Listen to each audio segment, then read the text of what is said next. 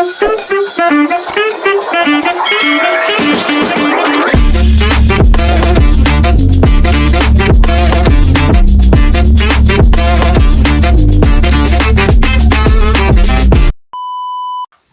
back sa ating munting channel mga idol. Ating matatandaan na bumili kami ng lumang scooter na Suzuki SkyDrive 125. Carburetor type ito mga idol. Kaya sinubukan ko siyang dalhin sa long drive. Mula dito sa Cebu, dinala ko siya papuntang Dumaguete. At pagkatapos ng Dumaguete, ay pumunta naman ako ng Bacolod. At after Bacolod, pabalik naman dito sa Cebu. At dahil sa long drive na yon, may mga nagtatanong patungkol sa gas consumption nito. Kung hindi ba daw matakaw sa gas, kung ilang kilometer per liter ba daw ang kayang takbuhin ng scooter na ito. Kaya sa pagkakataong ito mga idol, susubukan nating makuha kung ilang kilometer per liter ang kaya niyang takbuhin. Kaya pinapultan ko muna ito bago tayo magpatuloy sa ating paglalakbay. Okay na, okay na. So ayan mga idol, welcome back sa ating channel. So magandang umaga for today's video mga idol. So ayan, may nag-comment kasi doon sa isa nating video about dito sa motor na to, itong Suzuki na SkyDrive 125 na carb. Kung ilang kilometers nga ba daw yung konsumo sa 1 litro. So ngayon mga idol, ito try natin ngayon. So nasa SRP tayo ngayon. So kanina nagpapagas tayo, napapapultang tayo para ma-estimate natin kung ilang kilometers per liter yung konsumo niya. Kasi tamang-tama mga idol kasi papunta ko ngayon sa Danao City. Mga 2 hours and a half siguro yung biyahe natin. Kasi na-observe ko din sa kanya, hindi naman siya masyadong matakaw sa gasolina eh. So ayan, so try natin ngayon. So hindi ito perfect yung gagawin natin ngayon. Pero at least man lang estimate natin yung yung konsumo niya sa gasolina. Kasi may mga bago nang lumalabas nito ngayon, itong model na to, mga FI na kasi. So itong model na to is carb pa talaga siya. So 125cc yung yung makina. So mga idol, samahan niyo ako sa ating pag-test ngayon. Sige, tara. Dito sinubukan kong sumabay sa mga bagong model na motor sa kalsada at kangahanga ang kanyang performance dahil kaya nito mag top speed ng up to 120 km per hour. Napahanga ako sa lakas ng motor na ito dahil kahit almost 15 years old na siyang tumatakbo sa kalsada ay kaya pa rin niya makisabay sa mga bagong model ng mga motor.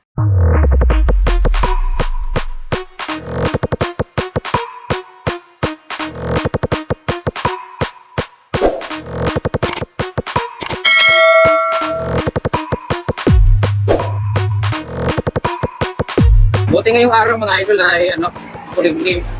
Okay lang pag ganito, hindi lang siya umulan kasi ang hirap pag umulan eh, tapos nakamotor ka.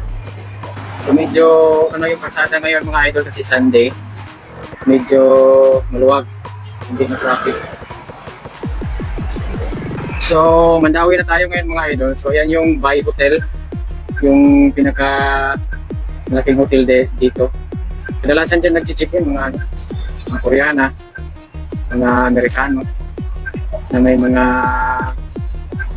asawang Pinay. Yan dyan siguro yan sila naka-check-in dyan sa Bay Hotel.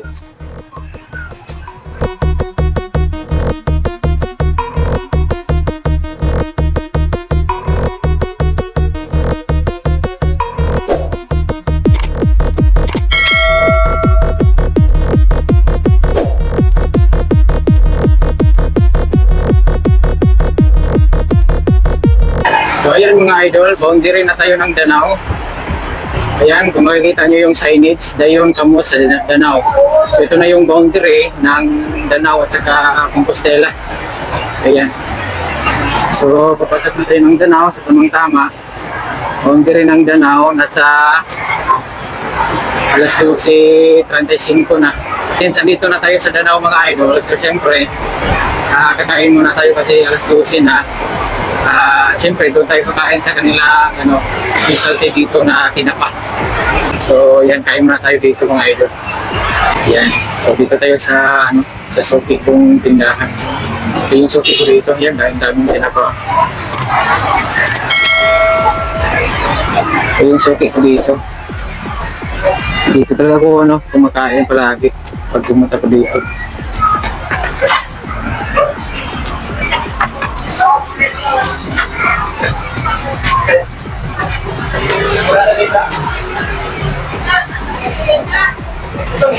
Yan, dami yung tinta.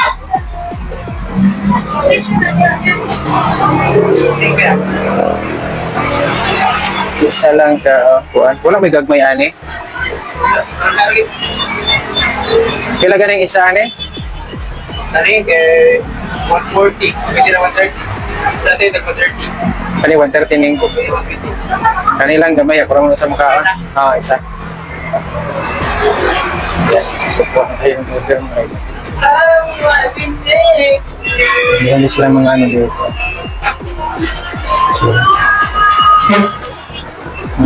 Rice.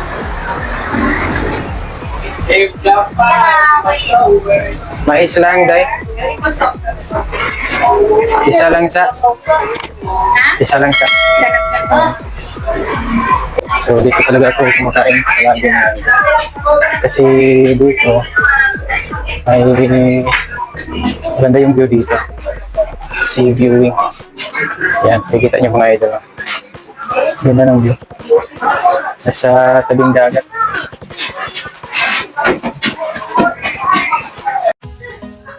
So yan yung order natin mga idol. Sa sabaw. So yung tinapa.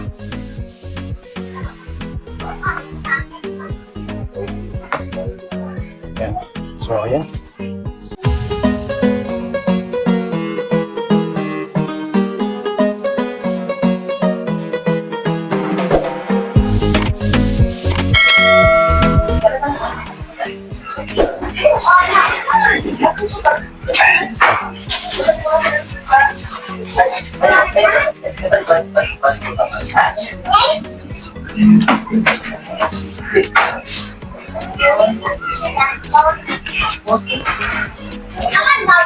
Sarap siya tulad kahit ano.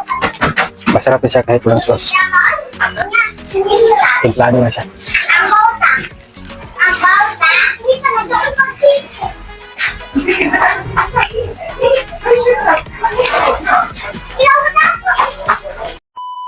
Ayun, ay tapos na tayong kumain. So, isagad na lang natin to. Papunta po kasi ako ng bukid dito sa Lanao. Doon sa tuktok, yung may ano, doon sa Licos Peak, malapit. So, isagad na lang natin to. I-complete na lang natin tong ilang kilometers tong natakbo natin papunta at saka pauwi. Kasi tingin ko, full tank pa kasi tong ano natin gauge eh. So, kunti pa lang talaga itong nabawas niya. So, iakit natin to ng bundok, tapos pauwi. Tingnan na lang natin kung ilang kilometers yung natakbo natin para complete natin. So, punta tayo ng Licos Peak. Then, pauwi. Doon na tayo magpapagas sa, sa pauwi na. Para saktong ano talaga siya. Saktong makaltasan yung gas niya. Kasi, sultan pa talaga siya. Siguro, nakaubos ako ng hindi ka siguro umabot ng isang litro na gas. So, yan. Dito tayo dadaan. Pupunta tayo ng Baliang. Yung malapit sa Licos Peak. Kasi yung lupa na hinulugan ko nasaan kasi siya sa Baliang dito sa Lanao na malapit lang ng Licos Peak. Sa paanan talaga siya ng bundok ng Licos Peak.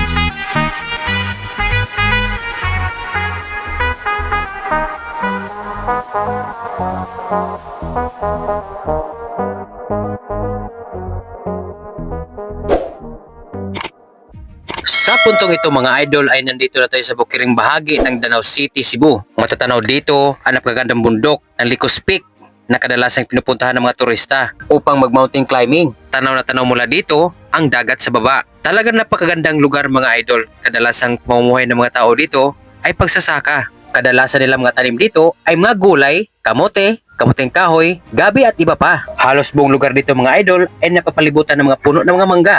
na siya rin pangunahing kabuhayan ng mga tao dito.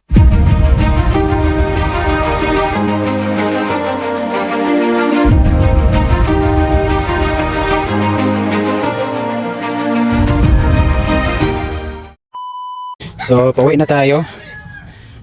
Sana makaabot ang gas natin. So, yan. Konti pa lang naman yung nabawas. Yan, so let's go. So, yun na nga mga idol. Nakauwi na tayo. So, time check. Alas 4:50 na. So, yan mga idol. Papagas tayo ngayon dito. So, yan. Papakita ko sa inyo yung pinapagasan natin kanina. So, dyan tayo nagpapagas kanina mga idol. So, titingnan natin ngayon.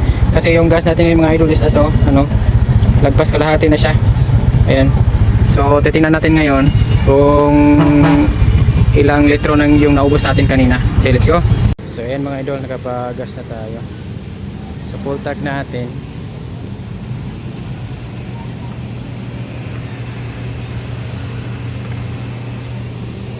Wala na.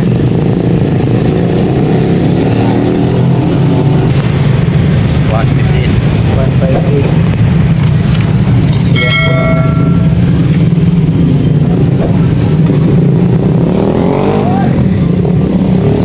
So 2 liters and a half yung naubos natin.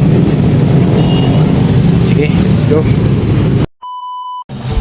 Sa puntong ito mga idol, simpleng matik-matik lang ang gagawin natin. Kukunin muna natin kung ilang kilometer mula Minglanilla hanggang Danao. And then, mula Danao, papuntang Baliang kung saan tayo umakyat ng bundok. So matotal, naglalaro sa 85.8 kilometer ang tinakbo natin, one way pa lang yan mga idol. Ngayon, i-times 2 natin kasi papunta at pabalik itong kinukompute natin. Sa kabuuan, umaabot ng 171.6 kilometer ang total na tinatakbo natin mga idol. Ngayon, i-divide naman natin ang 171.6 kilometer sa 2.7 liters sa huling pinapagas natin mga idol. Ngayon, makukuha na natin ang estimated gas consumption na 63.5 km per liter. O ayan, alam nyo na, ang tanong, sulit ba ang Suzuki SkyDrive 125 carb type na motorsiklo? Mag-comment na lang kayo sa baba. Let's go! Pero bago ang lahat, mag-subscribe naman kayo. Maraming salamat po!